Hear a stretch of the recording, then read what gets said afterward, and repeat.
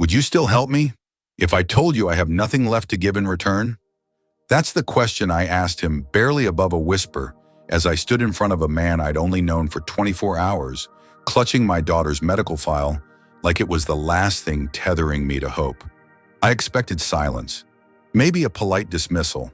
After all, people like him didn't really see people like me, not beyond a kind gesture or a headline-worthy moment of charity. But what he said next changed everything. In that moment, my heart wasn't just racing, it was unraveling. I was torn between fear and the terrifying possibility that someone might actually care. My mind screamed at me to run to retreat into the survival shell I'd built after all life had stolen from me. But a softer voice whispered, "Stay. Just stay a little longer." Because what Daniel Whitmore did next, what he offered me, wasn't pity. It wasn't money. It was a future, a family, a second chance. And if you stay with me until the end, you'll witness a truth so unexpected, it might just restore your faith in what real love looks like. You look like someone important. Maybe you can help my mom." Daniel Whitmore froze mid-step. The voice was soft trembling, but pierced through the cold marble lobby like a gunshot. He turned. Standing beside the lobby chairs, just beneath the floor directory of Whitmore Financial Tower, was a little girl. Barely 6 messy pigtails, oversized hand-me-down dress, and a pair of scuffed shoes that had clearly walked too far. But it wasn't her clothes that stopped him. It was her eyes, wide, brown, full of something he hadn't seen in years, raw, helpless desperation. "I'm sorry," what he asked, adjusting the cuff of his $3,000 Italian suit. He was already late. The Tokyo investors were expecting him in less than 15 minutes on the 50th floor. His assistant Sandra had triple confirmed it this morning. The girl stepped forward holding a crumpled paper in both hands like it was sacred. "My name's Lily Carter," she said, barely above a whisper. "My mom's up on the 18th floor. She's trying to get a job, but she's really sick, and no one wants to hire her because she keeps getting dizzy. Please, mister, we really need help. We don't have much time." Daniel blinked. He had been ambushed by hundreds of people in his life, investors, executives, lobbyists, women with agendas, charities, all wanting something. But this wasn't strategy. This was a child pleading for her mother's life. He shook his head. "Sweetheart, I'm sure your mom will figure something out. I have a very important meeting to get to." He pressed the button for the emergency stairwell, teeth clenched in frustration. The elevator had malfunctioned, and now this. But Lily didn't move. Her lip quivered. "They said she needs an operation for her heart, but it costs too much. She keeps trying, but everyone says no. You look like someone who can say yes." Daniel turned his head sharply. That word yes stung more than it should have. "I don't even know you," he muttered. "Why come to me because you got out of a shiny car? You walk like you're used to people listening. And you didn't look away when you saw me. Most people do." Her voice cracked at the end, and Daniel's chest tightened in a way he didn't understand. Something in her tone. It wasn't manipulation, it was hope, the kind that begged not to be broken. He dropped his hand from the stairwell handle. "What's your mother's name?" "Emily. Emily Carter. And you're here alone?" "Yes. She told me to sit here while she went to her last interview." But she looked pale. "She hasn't eaten since yesterday." Daniel exhaled slowly. His phone buzzed in his pocket. Sandra was calling, probably about the investors waiting upstairs. He ignored it. "You realize I'm not a doctor, right?" he said, more to himself than to her. "But you're somebody," Lily whispered. Silence. Heavy, uncomfortable. Something warred inside him. Logic screamed, "You owe this girl nothing." But another voice, buried ancient, whispered, "What if she's not wrong? What if this is the moment that matters?" He knelt down. "All right, Lily, let's go see your mom." Her face lit up like Christmas morning. "Really? Really? But I'm not promising anything. Understood?" She nodded so fast her hair bounced. "Yes, sir. Thank you. Thank you." They took the stairs together, him still adjusting to what he'd just agreed to, her practically skipping ahead.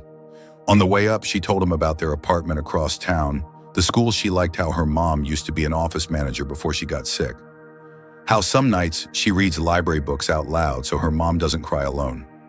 Daniel listened in stunned silence. When they reached the 18th floor, Lily led him down a narrow hallway to a waiting area.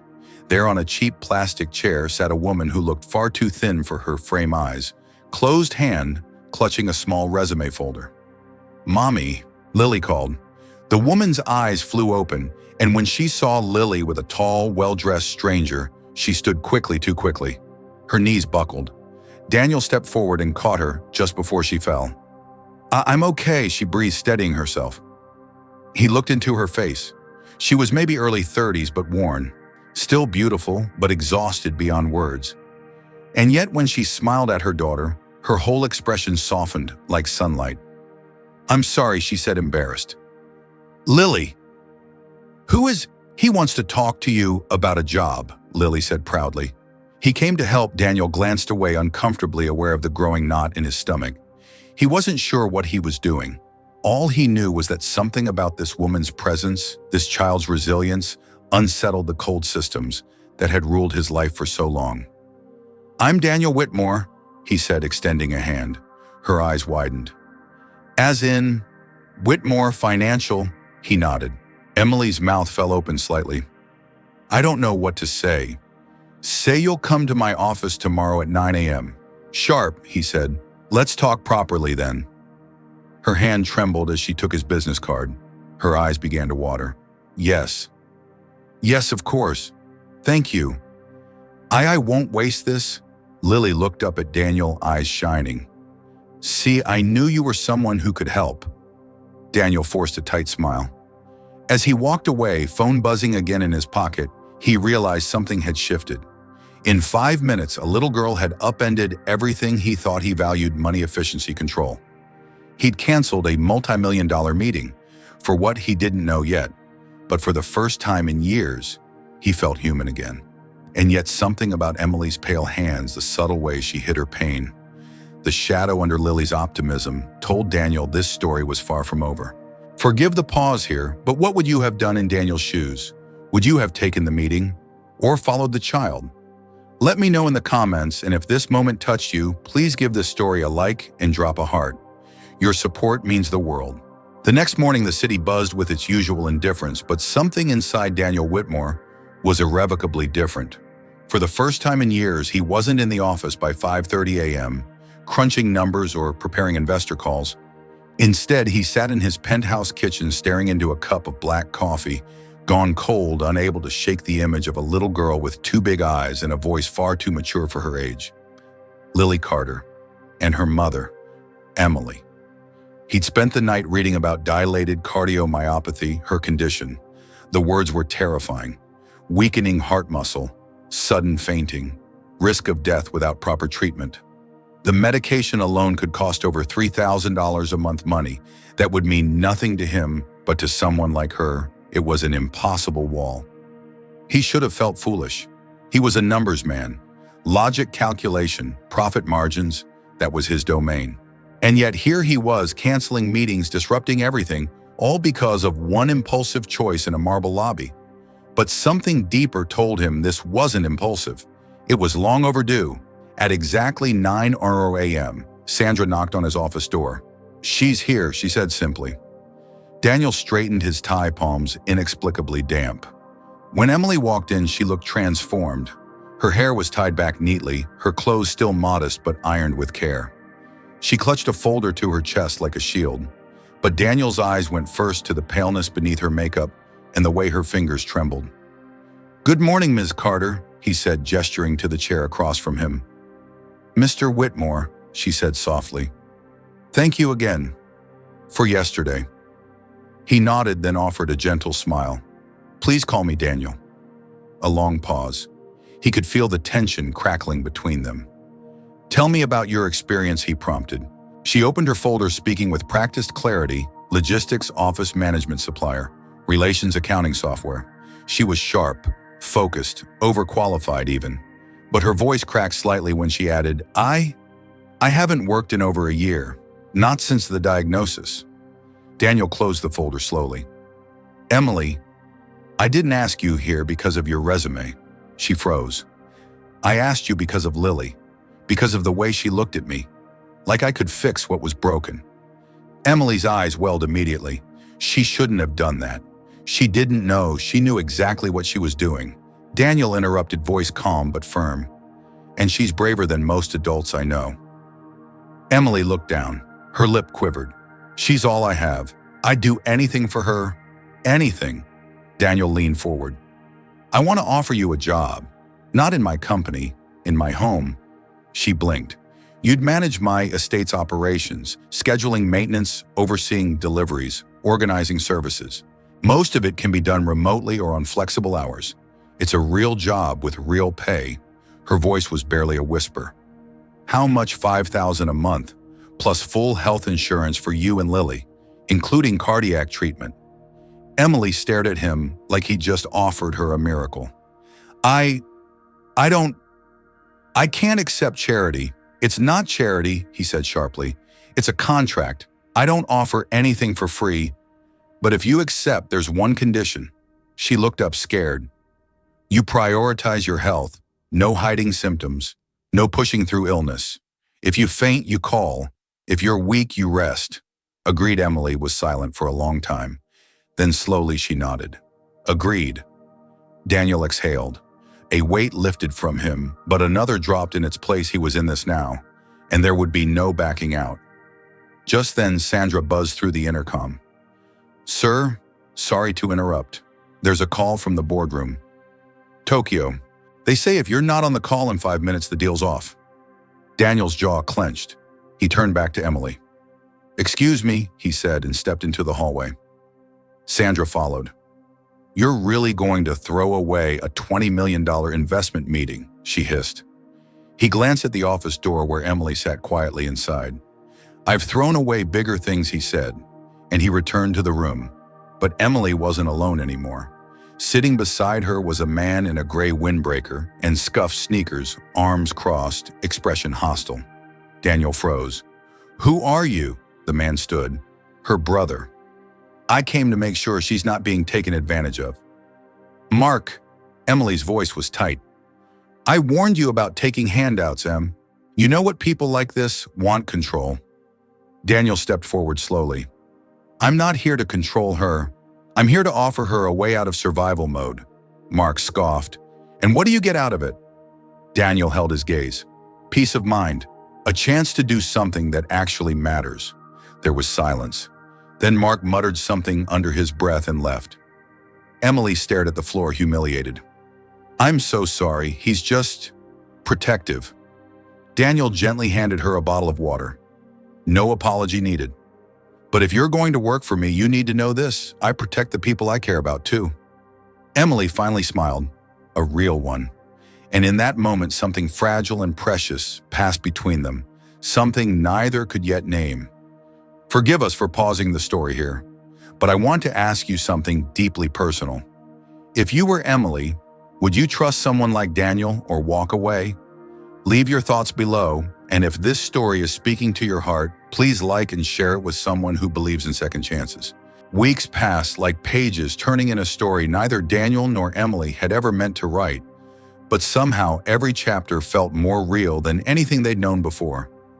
Emily had settled into her new role with quiet grace, bringing order to Daniel's sprawling estate with a blend of diligence and warmth that disarmed even his most rigid staff. Deliveries arrived on time. The house, once cold and pristine, now smelled of fresh bread and laughter. And every evening, a little girl's footsteps echoed down the hall as Lily raced to meet the man she now called Uncle Daniel. But something deeper was happening. Daniel had started canceling late-night meetings. He came home early, sometimes with art supplies, sometimes with groceries, and once with a brand-new dollhouse he said just fell into his cart. Lily had screamed with joy. Emily had cried in silence.